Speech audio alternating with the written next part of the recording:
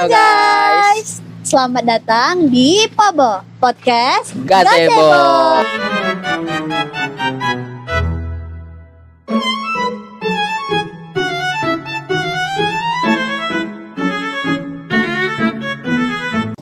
Oke, kayaknya sebelum kita lebih dalam nih terkait analisis COVID-nya tentunya ya, sepertinya kita harus lebih tahu nih bagaimana cara kita memahami profil dari Perpustakaan Universitas Riau itu sendiri.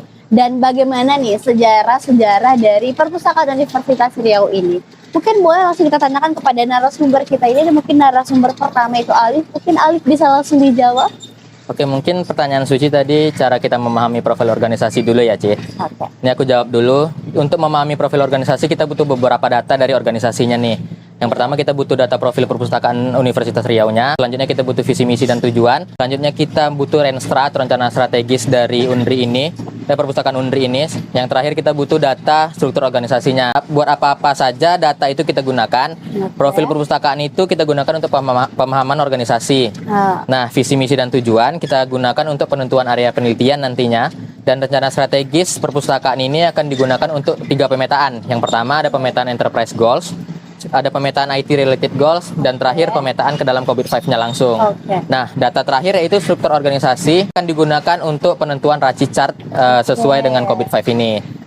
Nah, kalau untuk sejarah singkatnya aja Perpustakaan Universitas Riau ini, perpustakaan ini didirikan sama dengan Unri didirikan. Dulunya luas perpustakaan itu cuma 100 meter persegi. Pada tahun 80-an perpustakaan ini di-upgrade lagi sehingga besarnya itu sekitar 500 meter persegi. Nah, tadi udah ada dari pemetaan gimana kita memahami profil Perpustakaan Universitas Riau. Sekarang aku mau tanya nih, gimana sih model organisasi dari beroperasinya Perpustakaan Universitas Riau ini, Alif? Untuk operasinya sendiri, Perpustakaan Unri ini bukan cuma tempat ngambil buku biasa atau tempat duduk-duduk buat belajar gitu aja nih, Ci. Sekarang mereka tuh udah berkembang jadi pusat layanan informasi yang basisnya teknologi banget nih. Hampir semua proses layanan mereka itu udah dibantu sama sistem digital. Beberapa contohnya, ada mereka pakai SLIMS namanya buat pengelolaan koleksi dan peminjaman buku. Selanjutnya ada repositori buat nyimpan karya ilmiah mahasiswa dan dosen. OJS buat jurnal, terus ada juga e-jurnal dan JOM atau JOM buat akses artikel ilmiah gitu. Nah, jadi dari sisi teknologi sebenarnya udah cukup maju nih perpustakaan Unri-nya. Karena itu perpustakaan itu udah makin besar dan makin banyak sistem yang dipakai. Otomatis mereka butuh tata kelola TI yang rapi supaya semuanya jalan dengan benar dan sesuai apa yang diinginkan sama perpustakaannya gitu. Oke, sekarang mereka ini udah digital ya, udah sedikit maju atau maju dari yang sebelumnya nih, Alif ya. Terus sekarang nih mereka masih ngejar tujuan apa sih, dan kenapa tujuan itu tuh berhubungan dengan proyek kita kali ini, Alif? Untuk tujuannya Perpustakaan Unri sendiri itu kan tadi udah banyak nih yang diadaptasi. Mereka punya visi penting nih buat jadi Learning Resource Center berbasis TI tahun 2035. Yang mana artinya ini mereka pingin layanan informasinya lebih cepat, gampang diakses, dan makin terintegrasi sama kampus nih, Ci. Nah, misinya juga banyak. Dari visi yang tadi kita punya misi yang banyak, mulai dari ngumpulin dan ngelola informasi, sampai nyiapin infrastruktur TI yang benar-benar bisa bantu kegiatan akademik. Jadi bukan cuma melayani mahasiswa dan dosen aja, tapi juga mendukung penelitian dan pengabdian gitu. Semua informasi ini berhubungan dan penting banget buat proyek kita, karena dari sinilah kita ngerti mereka lagi butuh perbaikan di sisi apa, dan proses TI mana yang paling relevan, dan domain COVID mana yang cocok, biar analisisnya itu nggak cuma teori tapi beneran sesuai fakta lapangan di Universitas Riau. Jadi dari awal kita memang harus tahu tuh bagaimana cara kita memahami profil Perpustakaan Universitas Riau ini. Setelah itu aku bakal nanya nih ke narasumber lainnya, bagaimana sih proses pemetaan dari enterprise goals ke IT related goals untuk Perpustakaan Universitas Riau ini. Mungkin boleh dijawab dari narasumber 2 itu, Dinda. Jadi untuk pemetaan IEG ke ITRG ini tuh sebetulnya kayak kita ngehubungin tujuan besar dari suatu organisasi ke hal-hal teknis terkait IT. Nah, jadi itu tuh dimulai dari penentuan EG-nya dulu. Jadi kalau di Perpustakaan Universitas Riau itu EG-nya pengoptimalan untuk penggunaan teknologi dalam sistem informasi, terus peningkatan kualitas layanan TI, akan sebuah akses informasi kepada pengguna untuk mengakses sebuah layanan dengan mudah, cepat, dan efisien. Nah, nanti dari adanya EG itu barulah kita runtutin atau turunin ke ITRG. Nah, jadi kayak kita udah punya nih tujuannya. Nah, kita lebih spesifikin lagi ke hal apa yang akan jadi kebutuhan kita untuk TI-nya. Jadi memberikan layanan TI yang cepat untuk pengguna. Nah, jadi kita berarti butuh suatu hal di dalam TI untuk mencapai tujuan itu. Oke, jadi kan tadi udah nentuin nih AG-nya sama RG-nya gitu kan. Nah, ada nggak di proses selanjutnya tuh Dinda? Pastinya ada, Kak. Nah, Oke. jadi setelah ITRG-nya itu tuh udah kita ketahui, kita bisa masukin dia ke framework COBIT. Jadi alurnya itu memang berlapis-lapis ya Dinda, Alif, dari tujuan organisasi bahkan sampai akhirnya ke proses COVID-nya itu sendiri. Nah tadi Dinda ada senggol terkait racinya itu, dan sekarang mungkin aku bakal tanya ke narasumber lainnya nih, bagaimana cara kita nentuin racinya. Mungkin dari Dinda menjawab pertanyaannya. Jadi sebelumnya itu kita harus tahu dulu siapa yang punya peran dalam pengelolaan TI di perpustakaan. Nah, di sini kita pakai tabel RACI yang isinya pembagian siapa aja yang responsible, accountable, consult, sama inform. Nah, biasanya di perpustakaan itu perannya itu terbagi. Yang pertama itu ada kepala perpustakaan. Nah, kepala perpustakaan ini lebih ke accountable karena seluruh keputusan utama di perpustakaan itu dia yang ngambil ya, yang memilihkan. Jadi selanjutnya itu ada tim IT atau pengelola sistem itu sendiri. Nah, itu tuh termasuk ke bagian responsible karena mereka yang kerja langsung kayak nge-maintain jaringan, repository, dan lain-lain. Kemudian ada bagian layanan atau staf perpustakaan yang ini lebih masuk ke bagian konsul karena mereka yang paling tahu kebutuhan dari para pengguna. Oke, tadi udah ada pembagian racinya nih kan dari Dina menyampaikan nih. Lalu bagaimana nih Dina proses dan apa yang paling kelihatan dominan di perpustakaan Undi itu Dina?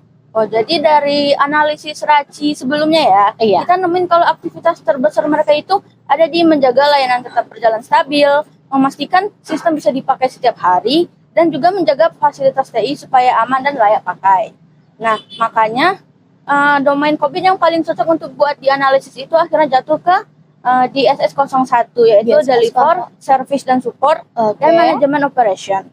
Nah, dari domain di SS01 ini, proses yang paling relevan itu ada di SS01.03 yaitu Monitor IT Infrastruktur, dan di SS01.05 yaitu Manage Facilities. Nah, kenapa dua proses ini?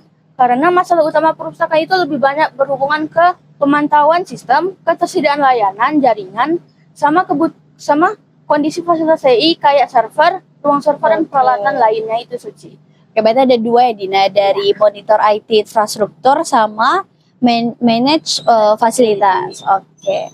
Jadi tadi raci chartnya tadi udah bisa ini yang kita lihat siapa aja yang terlibat dan apa aja perannya nih. Sekarang setelah domain ditetapkan nih, bagaimana nih proses pengumpulan datanya? Mungkin bisa dijawab, mungkin yang udah pindah tadi ya, mungkin dijawab oleh Manda, boleh jawab sebagai narasumber. Baik Kak Suci, terima kasih atas pertanyaannya.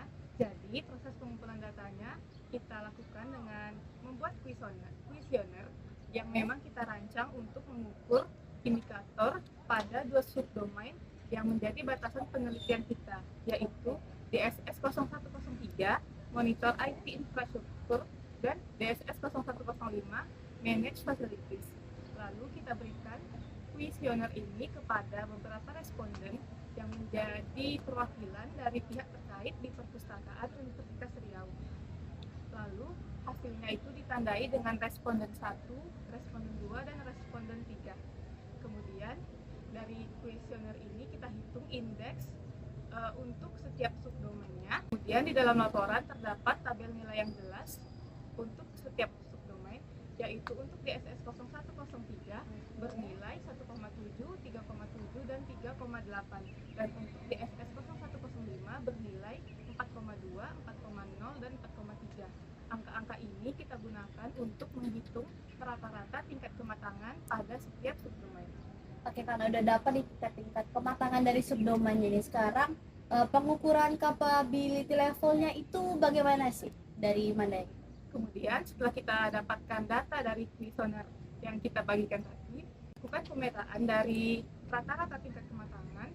Lalu setelah kita dapatkan data dari kuesioner yang kita bagikan tadi, kita lakukan pemetaan dari rata-rata tingkat kematangan ke capability level menurut metode yang kita pakai. Berdasarkan perhitungan dari tabel yang ada, didapatkan hasil akhirnya menunjukkan bahwa analisa yang kita dapatkan menunjukkan capability level pada tingkat keempat, yang artinya